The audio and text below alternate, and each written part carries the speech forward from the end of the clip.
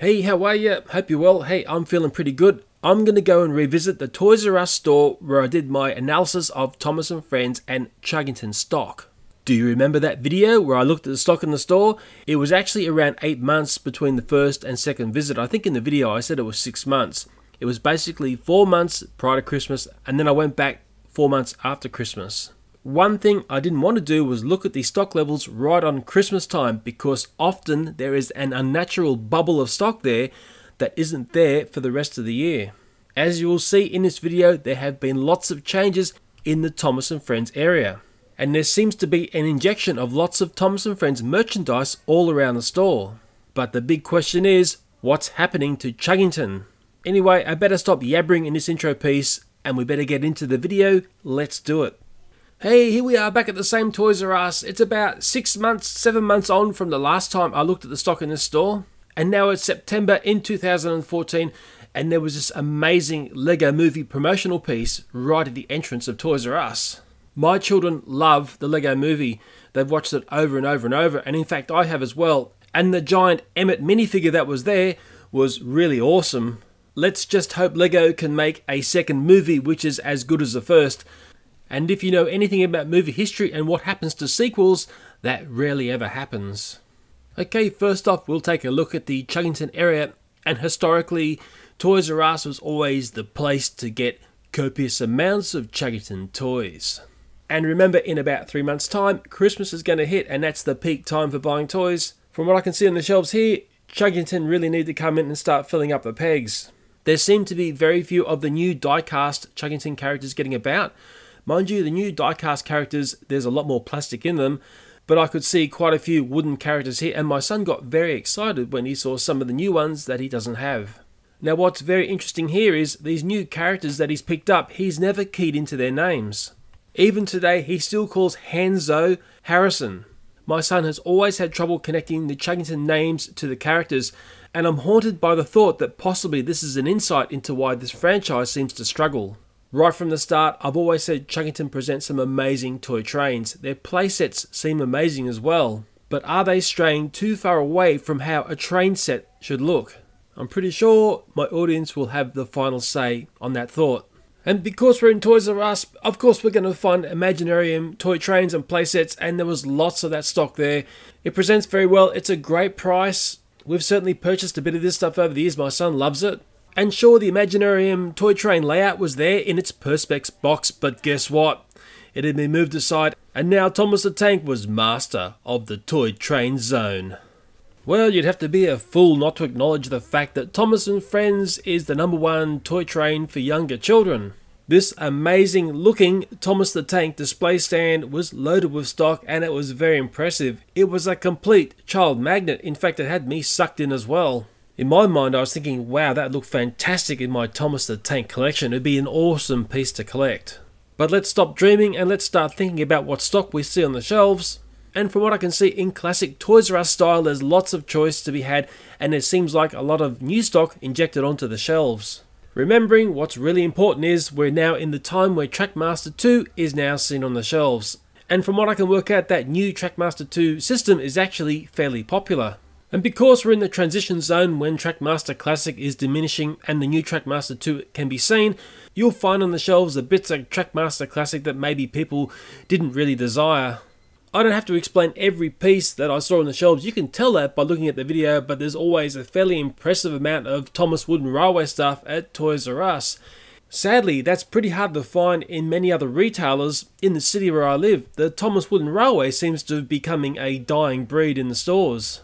The only problem with Toys R Us is you end up paying what I call the Toys R Us tax.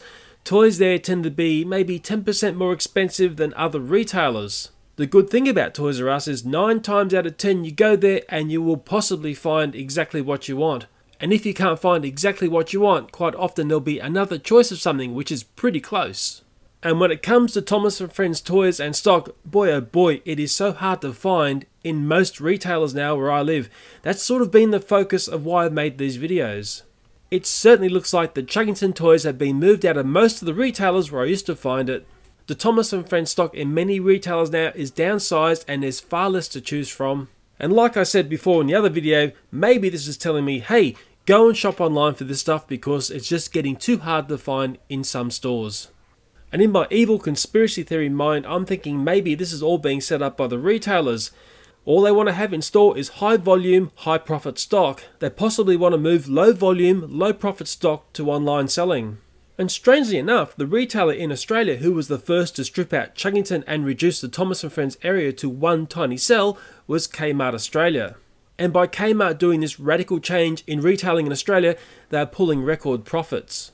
Now I'm wondering what other retailers have looked at what Kmart are getting up to and thinking, we'll just go in and copy what they've done. We'll strip out the sorts of stuff that they stripped out and mimic their retailing style. Okay, let's get out of Kmart and get back to Toys R Us because that's what we want to talk about in this video. And guess who was on the shelves looking very freakish again? Devious Diesel. I guarantee to you, if we asked Devious Diesel what's going on with the Thomas and Friends stock, he would be able to explain it completely. There was one thing I saw in the Thomas and Friends area here, and it was this very strange gold coloured wooden style track. I looked at this over and over and I was trying to work out what is this piece, what does it represent. Nowhere on the packaging did it detail what this piece was, what it represents, what it's for. To me, it was a complete Thomas and Friends mystery. But in my wanderings of this Toys R Us store, I ended up seeing lots and lots of Thomas and Friends merchandise. And I'll be quite honest here, it was actually quite nice to see all this merchandise. The variety was quite impressive.